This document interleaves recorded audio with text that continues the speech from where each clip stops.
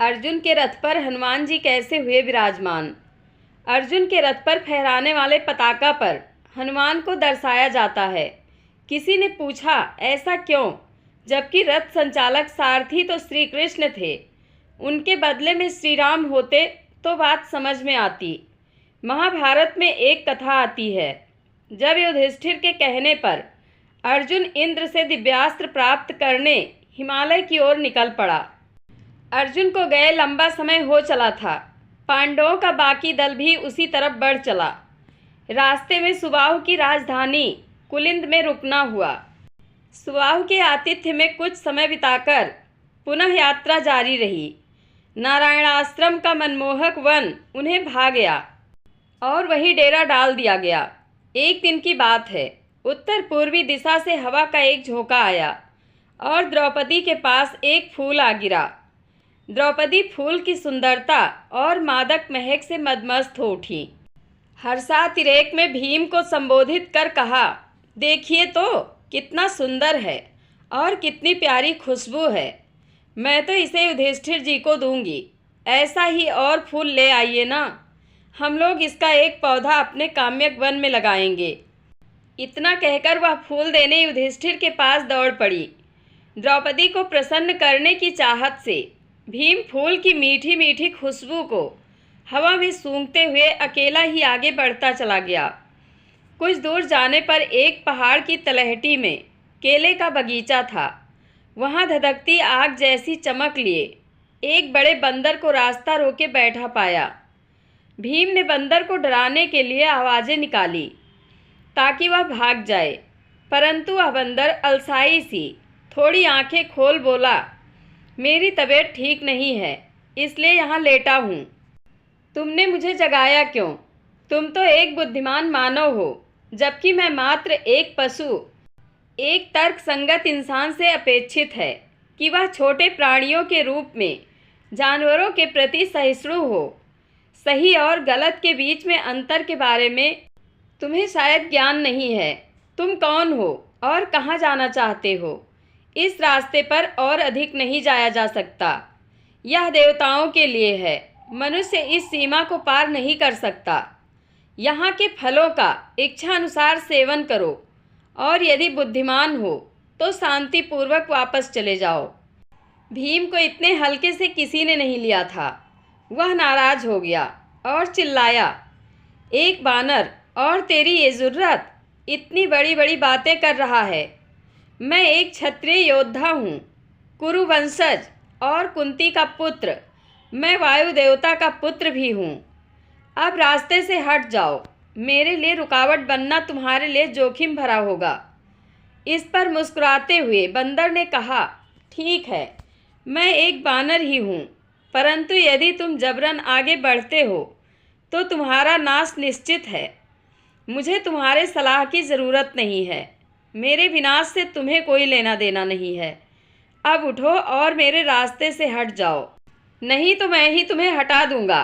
बंदर ने जवाब दिया, बूढ़ा होने के कारण मुझ में उठने का भी दम नहीं है। यदि जाना ही हो तो मेरे ऊपर से कूद जाओ। यह तो बड़ा आसान होता, परंतु शास्त्र इस बात की अनुमति नहीं देते। नहीं तो एक ही बार में तुम्हारे ऊपर से होते हुए, जैसे हनुमान ने समुद्र को पार किया था, उस पहाड़ को भी लांघ जाता। भीम ने कहा।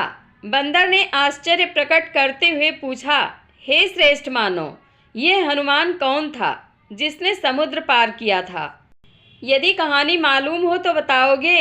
भीम ने गरजते हुए कहा, श्री राम की पत्नी सीता को ढूंढने के लिए 100 योजन चौड़े समुद्र को लांघने वाले मेरे बड़े भैया हनुमान का नाम नहीं सुना है? शक्ति और साहस में मैं भी उनके बराबर का हूँ। बस करो, काफ़ी बात हो गई। अब उठो और रास्ता छोड़ो। मुझे और न भड़काओ, कहीं मैं तुम्हारा अहित न कर बैठूं। हे पराक्रमी, धीरज रखें। आप शक्तिशाली हैं, नम्रता बरतें। बूढ़े और कमज़ोर पर दया करें। बुढ़ापे के कारण मैं खड़ा भी नहीं हो पा रहा हूँ, क्योंकि तुम्हें मेरे ऊपर से कूद कर लांघने में संकोच है। इसलिए मेरी पूँछ को किनारे हटाकर अपना रास्ता बना लो। बंदर की इन बातों को सुनकर और अपनी अपार शक्ति के दंभ में भीम ने बंदर की पूंछ पकड़कर रास्ते से हटाने की सोची। पूरी ताकत लगाने पर भी पूंछ हिली तक नहीं। अपने जबड़ों को भींचते हुए इतना दम लगाया कि हड्डियां कड़कड़ाने लगीं। पसीने से तरबतर हो गया, लेकिन पूंछ को टस से मस नहीं कर पाया। शर्मिंदगी से भीम का सर झुक गया और दीन भाव से क्षमा याचना करते हुए पूछा, आप कौन हैं? क्या कोई सिद्ध पुरुष हैं? गंधर्व अथवा देव पुरुष तो नहीं? उस बंदर को अपने से अधिक शक्तिशाली पाकर भीम के मन में श्रद्धा उमड़ पड़ी और वह समर्पण भाव से व्यवहार करने लगा था। भीम की दशा को भांपकर बंदर रूपी बजरंगबली ने कहा, हे शक्तिमान पांडव, मैं तुम्हारा भाई वायुपुत्र हनुमान ही हूँ, जिसका गुणगान तुमने कुछ देर पहले किया था। इस रास्ते से आगे बुरी आत्माओं का डेरा है, यक्षों और राक्षसों का भी वास है। उधर तुम्हारे लिए खतरा हो सकता था, इसलिए ही तुम्हें रोका। यहीं झरने के नीचे तुम्हें सौगंधिका के पौधे मिल जाएंगे, जिसकी तुम्हें तलाश है। भीम की खुशी का ठिकाना न रहा और भाव विह्वल होकर बोल पड़ा, मैं महाभाग्यशाली हूँ कि मुझे मेरे भ्राता से मिलन का अवसर मिला। मेरी कामना है कि आपके उस विश्वरूप को मैं भी देख सकूं, जब आपने समुद्र को लांघा था। इतना कह भीम साष्टांग दंडवत हो गया। हनुमान जी मुस्कुराए और धीरे धीरे अपने शरीर को विकसित करने लगे। थोड़ी ही देर में भीम के सामने पहाड़ जैसे एक विशालकाय हनुमान जी थे।